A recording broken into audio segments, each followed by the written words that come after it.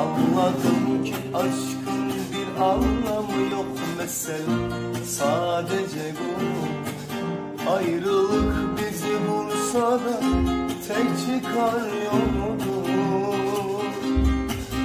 Bu nasıl bir aşkın bir anlamı yok mesele. Sadece gurur, istesem de kapılmıyor acılan yaralar.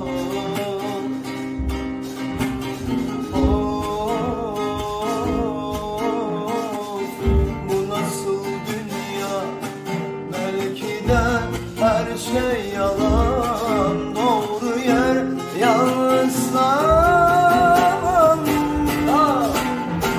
İkimize birden yükleniyorlar ama sen ağlama. Durma git buradan, alışırım. Olmazsan da seni yaşatırım. İkimize birden yükleniyorlar ama sen ağlama.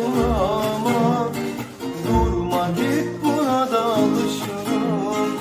Olmasam da seni yaşatırım.